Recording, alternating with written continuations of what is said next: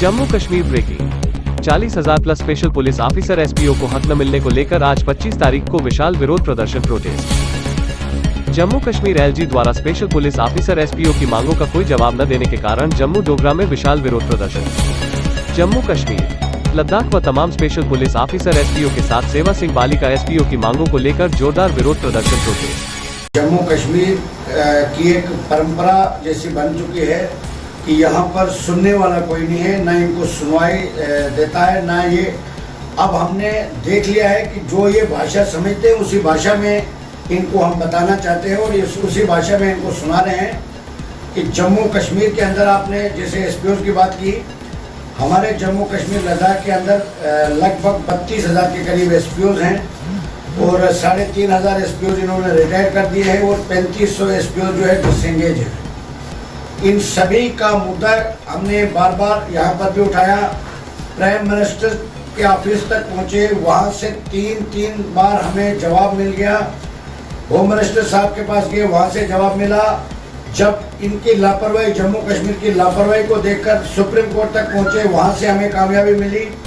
अब honourable high court ने जो नोटिस इशू किया है, यहाँ इनको रिप्लाई देने में भी टाइम लग रहा है, इसलिए इनको बार बार चेतावनी देनी पड़ती है। चेतावनी का मतलब है कि इनको जगाना पड़ता है, तब जाके इनको थोड़ा सा होश आता है, क्योंकि ये एज ए टूरिस्ट यहाँ जम्मू कश्मीर में घूम रहे हैं। इनको ये पता ही नहीं है कि काम क्या होता है, काम हमारी ड्यूटी क्या है, हमारे ऊपर जिम्मेदारी क्या आयद होती है, क्योंकि यहाँ पर अकाउंटेबिलिटी यानी पूछताछ, यहाँ पर कोई जिम्मेदारी अपनी समझ के चलता ही नहीं। अगर किसी भी डेली वेजर को अपॉइंट किया है, यानी किसी को नीड बेस पे डेली वेजर, स्केड्यूल लेबर जो भी अपॉइंट किया है, किसी ऑफिसर ने उसको अपॉइंट किया है, अगर ये पुराने पाप जो कहती है, तो जो आज के डेट में ये सड़कों पर है विदाउट सैलरी, क्या ये आज पिछले 7 साल से तो उन्हीं की गवर्नमेंट है ना, जिनको हम बार बार गुहार लगा रहे हैं, वो तो सुनना चाहिए ना।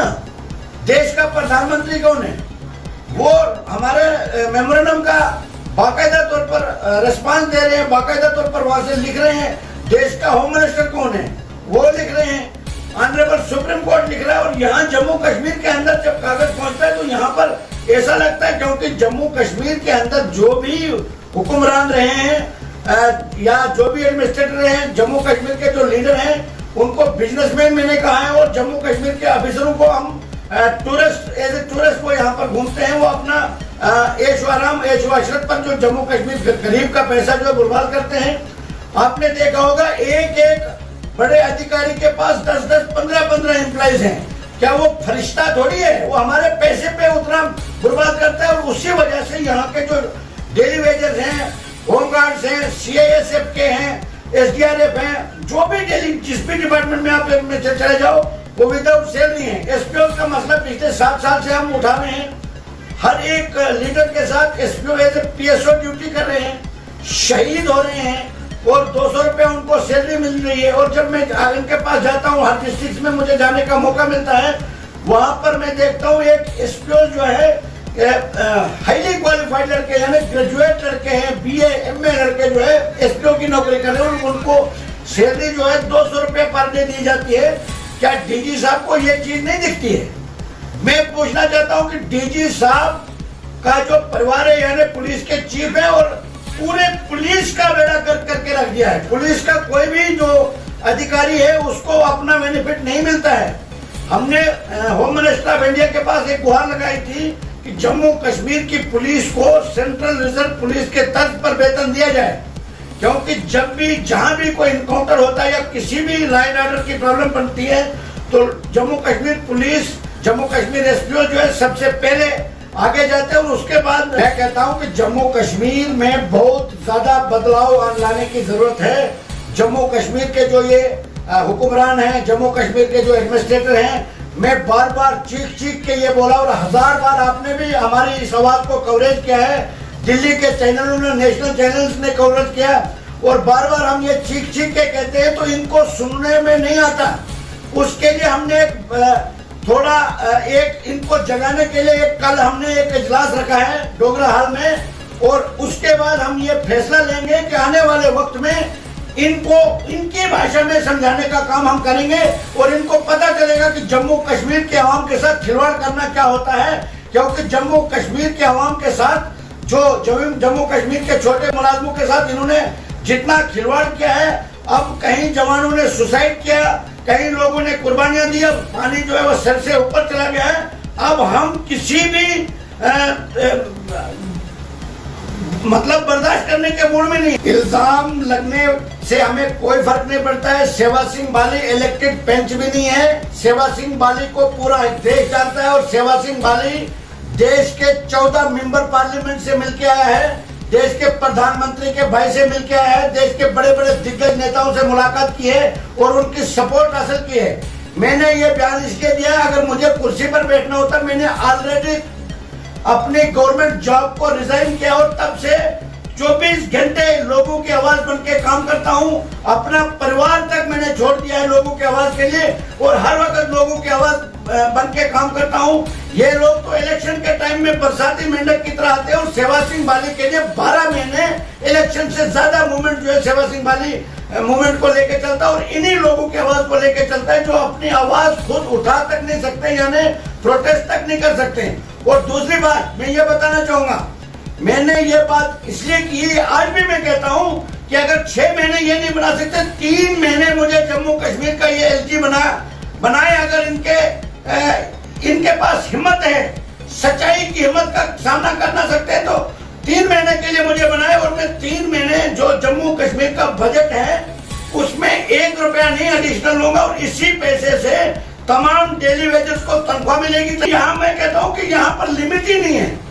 एक ऑफिसर के पास 20 आदमी काम करते हैं घर में, ये किसने अधिकार दिया है उसको? एक ऑफिसर के पास 10-10 एसपीओ घर में काम कर रहे हैं, ये किसने उसको अधिकार दिया? वो उसको सैलरी मिलती है, उसके लिए वो प्राइवेट आदमी को रखना चाहिए, उसको खाना बनाने वाला अलग, गाड़ी चलाने वाला अलग, सब्जी लाने वाला अलग। इतनी छूट की अगर दुनिया ये सोच के चले तो हमारा देश आजाद नहीं हुआ था। कुछ लीडरों ने कुर्बानियां दी तो इस वक्त आप आजाद हैं, हम भी आजाद हैं, आजाद हिंदुस्तान के शहरी हैं। और आइन हिंद ने जो हमें जमहूरियत दी है बोलने की, उसी अधिकार को लेके हम अपनी आवाज को बुलंद कर रहे हैं। इसमें से दुनिया अपने लिए जीती है। मैंने कई बार ये बोला कि मैं लोगों के लिए जीना चाहता हूं और जी रहा हूं। अपने लिए जीने में और दूसरों के लिए जीने में काफी अंतर होता है। जब लोगों के लिए आप जियोगे तो आपको अलग सुकून मिलेगा। अपने लिए, अपने घर के लिए दुनिया जीती है, हमने लोगों के लिए जीना सीखा और लोगों के लिए जी रहे और लोगों की आवाज मरते दम तक उठाते रहूंगा, चाहे किसी भी आफत का सामना करना पड़ेगा। जब तक जो वॉइस ऑफ पुअर पीपल हमने एक संगठन बनाया है, all India Voice of poor people, वो उसका मतलब ये है कि गरीब जनता की आवाज जहां भी नाइंसाफी होगी, सेवा सिंह बाली आप भी कवरेज करते हो, आपने भी देखा होगा। इल्जाम की बात, इल्जाम से हम डरते नहीं, हमारे पास कोई प्रॉपर्टी नहीं है, मैं एक साधारण सा आदमी हूँ।